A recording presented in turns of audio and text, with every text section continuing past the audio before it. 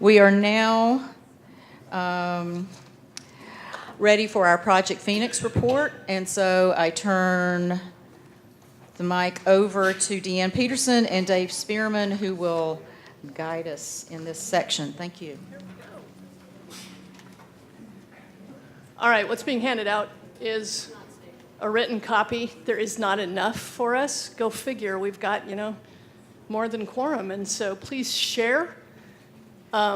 It will also be available, of course, on the website afterwards, and it's also on the screen. So please share as much as you can. We're also passing out index cards because we're not taking questions in this time period. We want to take questions, and then we will make sure that we answer them in an FAQ online. So I've been asked to go first because I have the best suspenders in the group. Pretty good.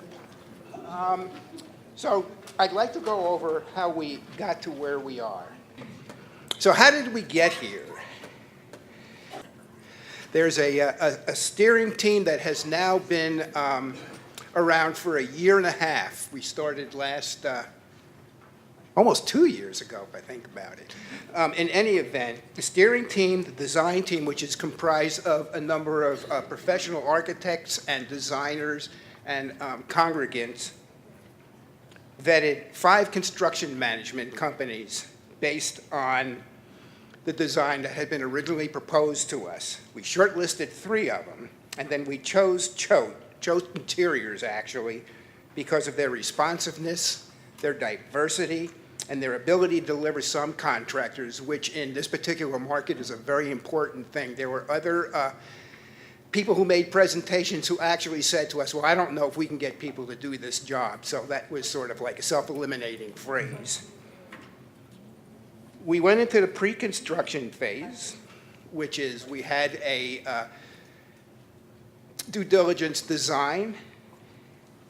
We gave those materials to Choate. It has a pre-construction division run by professionals, and they use their experience, and they also talk to their subcontractors.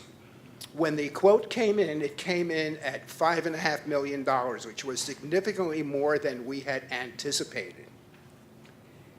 So at that point, we decided to step back and look at all the options, of which there were 5, and we'll be going over those in a minute. We requested the general scope of modifications, cost estimates, and timelines for each option that was ruled out. Only one option has been ruled out, and that was the option to sell the property.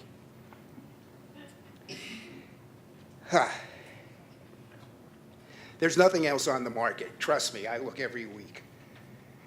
And finally, the only commitment that we've made, financial commitment that we've made, is to pay the architect for the design work that they have done, and to Choate to the tune of $1,000 if for some reason we don't choose them as the construction manager. Oh, okay, so I think at the back of the presentation is my favorite graphic on earth, which is a thing called a Gantt chart, which shows project managers critical tasks and when they're going to get done. And what you'll notice is that the date doesn't start until, I believe it's April or May. And the reason it doesn't start until then is because there's a whole bunch of other processes that have to be taken care of first, like fundraising.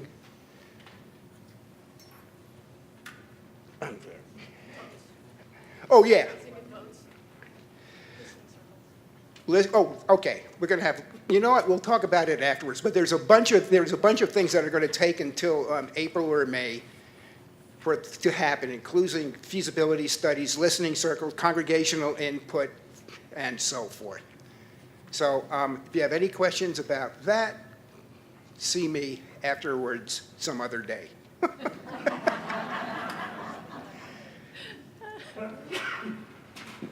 Or, of course, write it down on the index card so that we can get it answered and everybody can see the answers.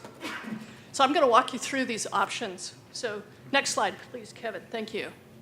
Option number 2, because option number 1 was sell the place. We consider this option number 2, and it's what we call the bare bones. And it's something that a lot of you have been asking about is what is the bare minimum we can do to get into the facility? I'm not going to stand here and read a PowerPoint to you because that is anathema, even in my classroom. Whew, yes, but I'm going to hit the highlights. Bare bones, estimated to be $2.5 to $3 million, take us 42 to 52 weeks. It would include, you can go to the next slide, Kevin. Basic code level things. The building has not been occupied for going on 3 years now, I think. And so the county insists that there are code level requirements brought up, new electrical panels in the very old admin building, railings on the stairs, an elevator because the second floor is not accessible, and the restrooms are not accessible, and not much more. So the highlights of that include that the sanctuary would seat about 183 people, and there would be no site work, so only 82 parking spaces. And you can see 3 drawings there. The first drawing on the slide, next slide, please, has an outline of the building itself with the current parking lot. Next slide. That's the one that didn't print for me, but okay. It shows you the basic arrangement of the sanctuary. It does not include removal of the walls, which was something that's considered in the next one. So all of the interior walls in the sanctuary would still be there, which is why the seating size is about 183. Okay, next, let's move on. Next slide then shows the second floor, the same thing, that essentially all walls and everything would be similar to the interior, that it exists. Option 3, next slide. We are calling this one renovation only, and this is the one that you've seen the due diligence or the design and development drawings for that are over in the hallway there. It's been value engineered a little bit, which is one of the processes that we spent 2 months just recently doing to get it down to $5 to $5.2 million. Take about 54 to 58 weeks. That's a little bit shorter because we've already done the design and development component of it. It would include sanctuary seating with walls removed and a flipped orientation from what we currently have in there, so seating for 275. It would include site development, so it would have parking for 160 spaces. So you would see, it would not look like what it currently looks like because of the changes in the sanctuary. It would not have lots of big bells and whistles to it like we had originally designed. That was part of the value engineering taken out of it. For example, there was a wood barrel ceiling. Do you remember the ceiling in the Cannon Chapel the other night? Those would be what they were considering putting over the ceiling, so that it's really beautiful acoustics and a really nice look. So, but it doesn't include that. That was one of the things that we value engineered back out of it. Okay, so that would be, I'm on. Let's make sure we're on the same slide. And I can't see that. I don't know if any of the rest of you can see that monitor back there, but that's pretty tiny. Next slide, please. It's the site plan for it, which of course you've seen in the hallway. Expanded parking lot, the circular, almost a 270-degree seating in the sanctuary. Next slide, go ahead. Yes. And modifications to the interior. So this would be a renovated administration building too. This would be interior redone on the inside. Option number 4. Option number 4, we're calling it the new sanctuary and chapel, and it would mean demolition of the sanctuary building but keeping the administration building. And in its place would be built a new sanctuary, new chapel, and sub-administrative offices. The idea was to take from the original facilities study the square footage that we used there and build something that we want. It'd be all new, fresh design for at least the sanctuary, plus renovation of the admin building. Next slide, please. Estimate that would cost, what did I see? 6.5 to 6.8 million. It would seat 400 people in the sanctuary. It would probably have maybe more than 160. We haven't spent the money to figure out a reconfigured parking that would go with a new building in that site, but we figured it's at least 160 plus. So new sanctuary, new chapel, and admin on the second level. So you can see kind of an elliptical shape.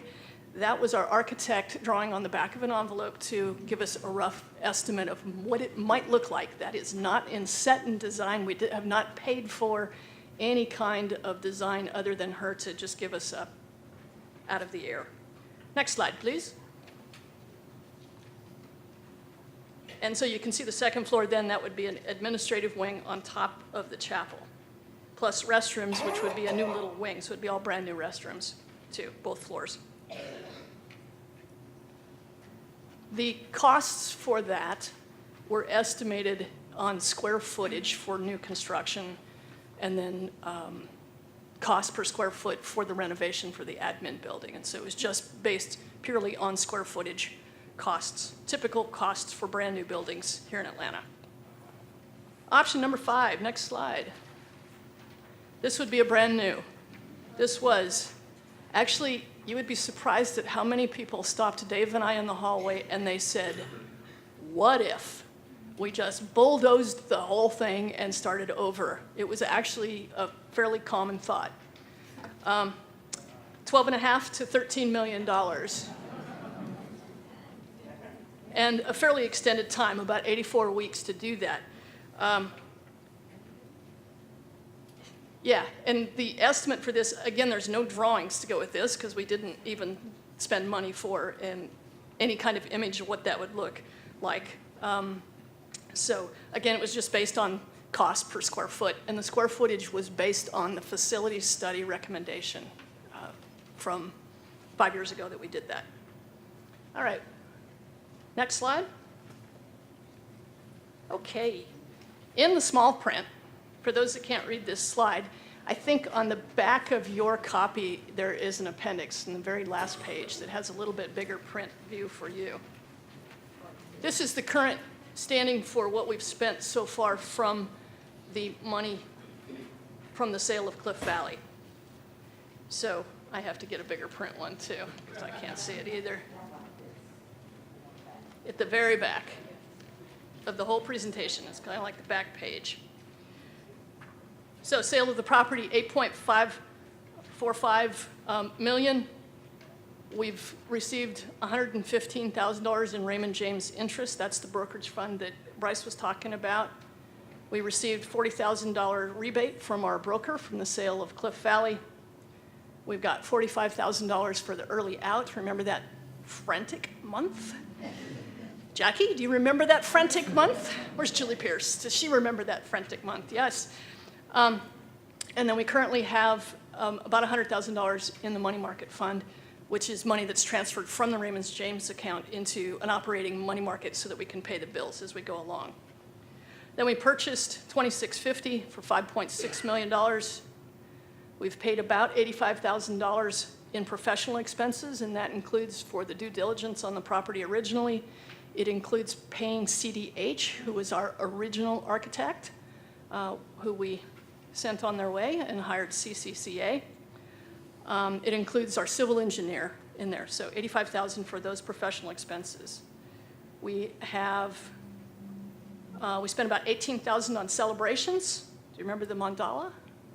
Yes, okay. And the big party that we had? Yes. And communications, that is to help pay for Nicole Presley's salary. She has been an incredible addition to the team to be able to get better communications out to you all. The Phoenix project, the project management part has spent about $11,000. We have maintenance costs for $2,650 that we've had to spend. We've had some repair costs for $2,650. There was roof that we wanted to make sure that there was not damage to the building, so we paid for the roof.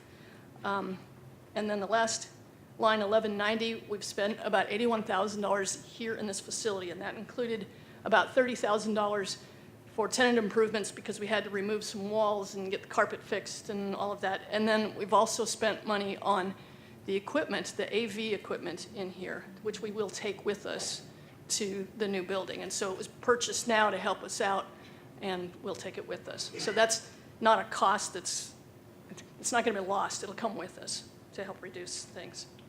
So we have, oh, and then the operating cost, the $150,000 there is the draw that goes into support operations of UUCA itself. So it's drawn from the Phoenix project and put into operations. And at the when we were talking about a budget, remember $385,000 was the budget amount that we said that we were going to set aside and reserve to support operations in this time of transition.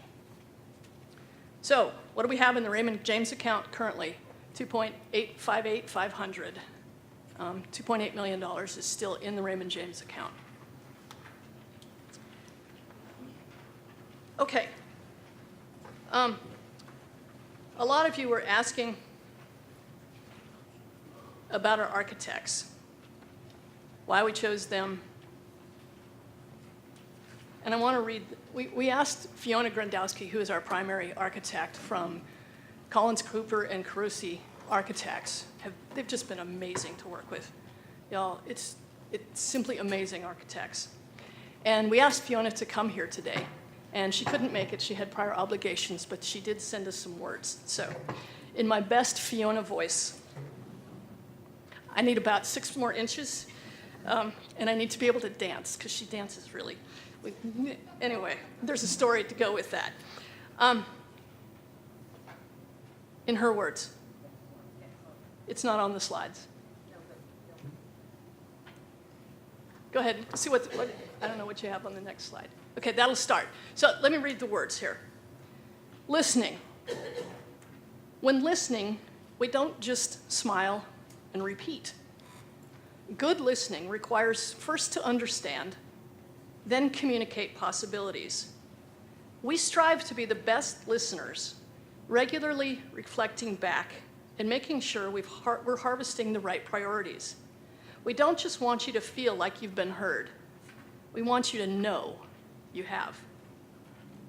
Good stewards. We don't push solutions that aren't wanted, and we'll always get creative to save you money. In fact, operating lean and feasible often leads to more unique, memorable design. Being budget sensitive does not equate to underwhelming design. And we don't believe generous budgets automatically produce exceptional projects. We believe that great client relationships and collaborative environments create them. Responsive. Our firm's size allows us to be especially responsive to our clients. We're large enough to commit a dedicated, talented team to any sized project, and small enough to accommodate any sized request. Provide clarity. Buildings are vastly complex in determining the needs of the institution and the outcomes desired. We strive to explore unique solutions that can address both and make it a point to provide adequate visual materials to bring owners and users along for the ride. We test, iterate, and retest until all parties fully understand the outcomes of each solution. We've found this skill essential in achieving great projects and have found it helps pave the way for fundraising. In for the long haul. We work, worship, and send our kids to school in projects we've built. We are passionate about our community and mission-driven practice and want to continue to help our neighbors enjoy and thrive in the environments we create, now and in generations to come. It's not just how we serve them, it's how we sustain our livelihood and passion. We are not the typical architectural firm. We bring the newest thinking and the oldest code of ethics to every problem we tackle. We listen, we communicate, we care, we design. In your packet are some slides of some of the projects that CCCA has done. The first few slides, so the current slide you're on, these are some of the things that they heard when we met with them. And just a quick show of hands, who was on the teams that have actually met with the architects at any one point? So we've got the design team. So we've had lots of listening sessions with them and about who we are and what we want. So these slides Inherent worth and dignity, they heard it, you know, our seven principles. Next slide. Wanting to express the knowledge of our sources, search for truth and meaning. I mean, those were all architectural themes that they heard us speaking about. Next slide. Making sure that there was hidden beauty and light or components. Seeking knowledge through a journey of experience. Coming into the building that it would be a journey of experience. Next slide. Light. Light through connectivity. How does light influence, and how can that influence who we are and what we want to express in our building? Oneness. So light through connectivity. Next slide. Light through complexity.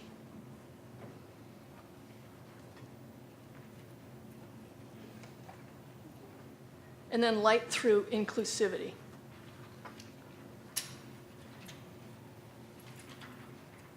So the next couple of slides are examples of some of the work that they've done. Go ahead. So we pursue the enrichment of community through meaningful and well-crafted buildings and thoughtful, insightful design. When we saw their first brochure, when we were considering CDH, and we saw the first brochure from CCCA, all of us went, oh my goodness, we want a place that looks like that. And there was just some incredible features. One of them was the Buddhist, the Zen Center. Yes, it's one of the slides there. Again, lots of wood and light and interesting architectural features. Next slide.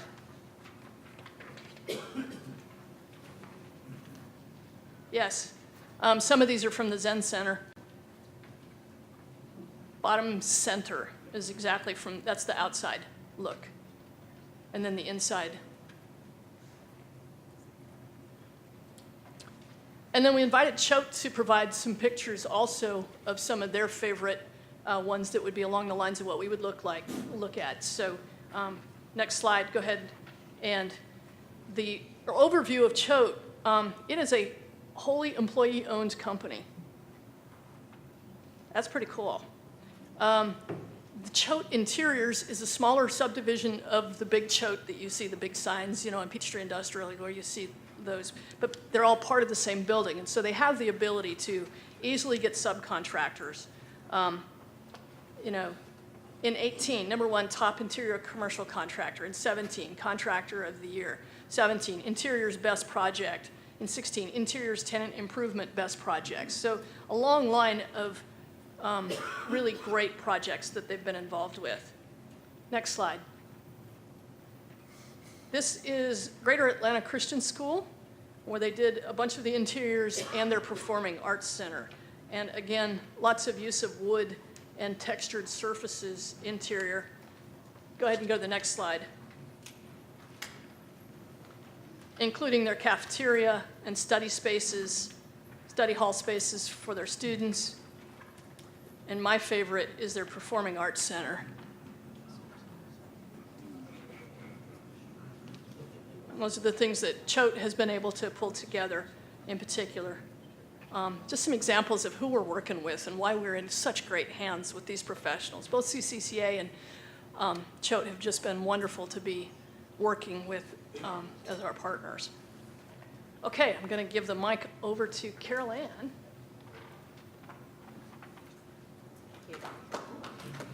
Thank you, Dave and Deanne. A lot of really good information. And as Deanne and Dave, I think, both said, all of this will be posted on the UUCA website, so you'll be able to, read it, write more questions to share with us, share them at projectphoenix@uuca.org. That's the best way to get an answer. Again, the questions that you're filling out here, we'll have you put them in a box when you leave, and we'll answer them, and that also will be posted on the website, so everybody will get to see the answers instead of me just giving a one-off answer to one person. So you all get to share it. So the question is, what's next? So we have this information. What do we do with it? Well, here's what we've proposed for the January-February timeframe. First of all, we need to listen. As Fiona so aptly said, listening is something we all need to practice.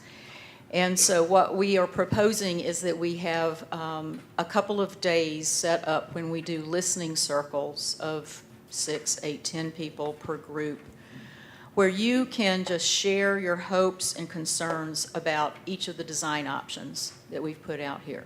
Why do you like this one? What concerns you about that one? You know, so we can get that in a small group setting, really hear you, have a scribe in those sessions who takes those notes, and that gets shared with the board and with Project Phoenix. So we're getting input from you as to what's going on and what your concerns are.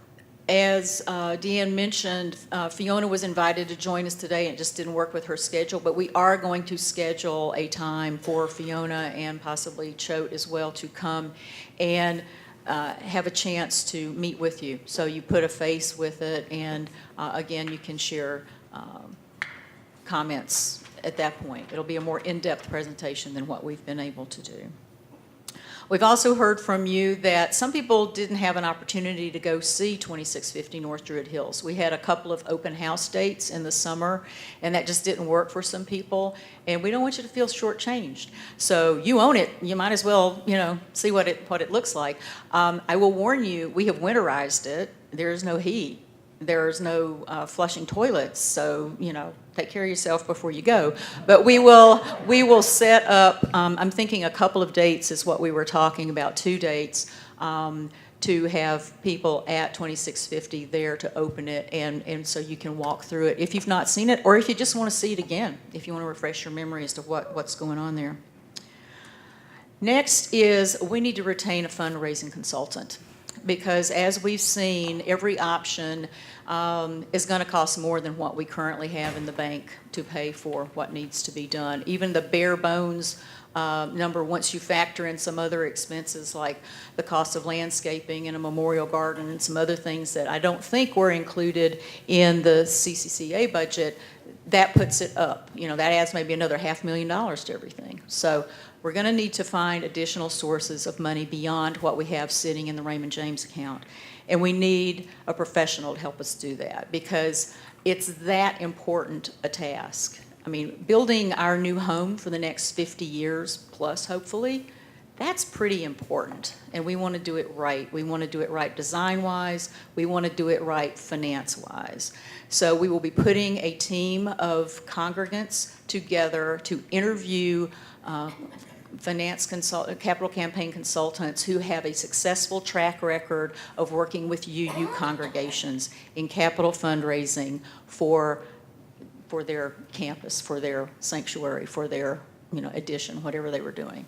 That's very important. So that team is going to get put together really quickly and start interviewing those people and making a recommendation as to who we ought to use. That consultant, together with a team of congregants who are in the process of being identified, will do a feasibility study. The professional will drive it, but with input and assistance from congregants to help figure out what is our capacity as a congregation. What is realistic to expect for us to be able to raise from our own pockets? What's realistic for us to expect to be able to raise through outside sources that might be available to us, through grants, through whatever might else be out there. What's realistic for us to expect we could raise if we need to do mortgage financing or some other type of outside financing. So that will be done. The results of the listening circles and the feasibility study, all of that will then be presented to the board. Our goal is for that to happen at the February board meeting, which is the 4th Thursday of the month. And then the board will consider everything that we've heard and then make a recommendation to the congregation, which will be something on the order of, we think this is the design option we ought to pursue, and this is how we think we can finance it based on what our consultant is advising us. That is the course of action that we have mapped out for ourselves. If there's anything about that concerns you, that you don't understand, that you want to know more about, please email us. And I'm going to put this one on the board because this financing thing that's going on, it's not Project Phoenix. It's not going to be part of the Project Phoenix steering team to do this, because this is bigger. This is more congregation-wide. So it's like a board and executive formed committee is what's going to be doing this capital campaign. So for now, if you've got any questions or concerns, please send them to board@uuca.org, and that way every member of the board will see this, and we'll make sure it gets addressed to the right team once that team is formed. And that's what we're planning to do next. So again, thank you so much for your rapt attention, for the numerous questions that I know you've written down for us and will share with us. And very, very quickly, because I know we're over 3 o'clock and I like to respect people's time, I'm going to go through a couple of really quick president's comments, and then we're going to get out of here, because I know you're probably ready to go. So if you need to drop off your questions, please put them in this box.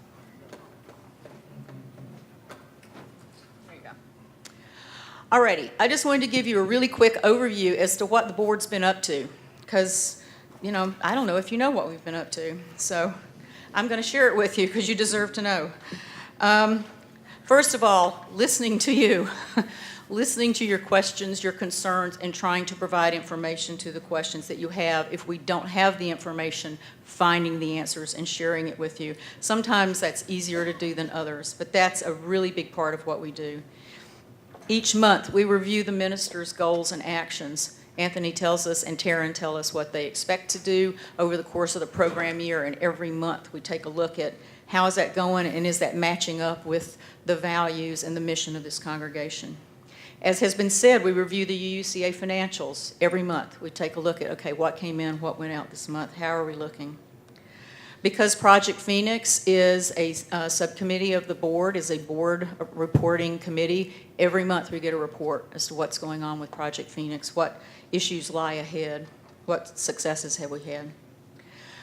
This year we have 4 board committees, I think it's 4, I may be miscounting, that have specific targeted things to do this year. The first one is to help frame UUCA's social justice focus. So your board is very much concerned and aware of social justice here at UUCA and trying to help pose a way to do that in the best way possible. We also have a committee to help us advance anti-racism, anti-oppression, and multiculturalism work here at UUCA, figuring out what that really looks like. How does that really get implemented everywhere, and making sure that's it's actually done, not just talked about. We are laying one committee is laying the groundwork for a UUCA Healthy Relationships team, which is something we've shared with you in the past that we think is important for us to have, especially now as we're in this transition period and all kinds of things start to bubble up for people. We need to be able to be clear about how that gets expressed. Another committee evaluates and monitors UUCA's policies. So this is how we say we're going to do something. Does that really work? Does that need to be changed? Is it being adhered to? Or people who are doing what they're supposed to be doing? And then we also have a subcommittee who's recommending bylaw changes that will be presented at the congregational meeting in 2019. Again, as you live with a document, you realize where it works for you and where it doesn't work for you. And so we've hit some speed bumps that we'd like to try to figure out a different way of addressing. So that's in process. So the big question is, why do we do this? I can't tell you how many people I've outside of UUCA who've asked me, so this is like a full-time job for you, right? And I'm like, yes. And they said, well, how much do you get paid for that? I'm like, nothing monetarily, but I get paid a lot in a lot of other ways. I get paid by knowing that what we're doing is helping to advance the life-saving and world-changing message of Unitarian Universalism. If I didn't believe that, I would not be doing this, and I hope you all can feel that too. And how we help advance that is by keeping UUCA strong, by keeping us strong and relevant. And we do that by honoring our ancestors, those who came before us and laid the groundwork to make this possible, serving our neighbors and each other today, that's what we're doing in the present, and planning for how to continue that tomorrow. That's really what we need to do. And as we had a discussion yesterday about generosity and all such things, I truly do believe that those of us serving as your Board of Trustees, this is part of our spiritual practice. Serving is part of our spiritual practice. And we would hope that you can find a way to serve in some capacity here at UUCA that feels like spiritual practice for you. That's our wish for you as we close. All right. So I now turn it over to Sharon. Can you share our process observation? How do we do? And you can just speak at that mic if you'd like. Okay, well, I observed that we did observe our covenant. There was respectful communication, good humor, and goodwill. There was no conflict that I observed. We stayed on task and focused on the agenda. We observed our ARAMAC commitment. There were a number of high-energy moments during the meeting, most of them concerning Bryce. Your sense of humor and your overall personality brought a lot of energy, which was really great. One of the lower energy moments, or the lowest energy moment, is probably right about now. The second probably lowest energy was probably as we were reviewing the budget and seeing what was really going on. The most meaningful part of the meeting was the pleas for the social justice position and for our continued efforts to make strides in that area. And overall, I think it was a very engaging and productive meeting. Thank you. Thank you, Sharon. And now I invite Bill Kramer to offer our closing words as we extinguish our chalice and prepare to go out into the broader world. Bill?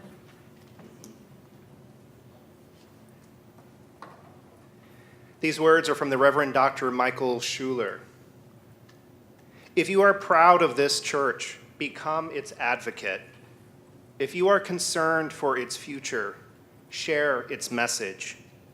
If its values resonate deep within you, give it a measure of your devotion. This church cannot survive without your faith, your confidence, your enthusiasm.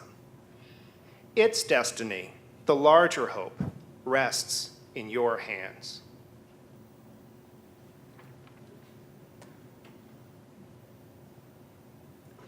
We are now adjourned. Enjoy the rest of your day, and thank you so much for your participation.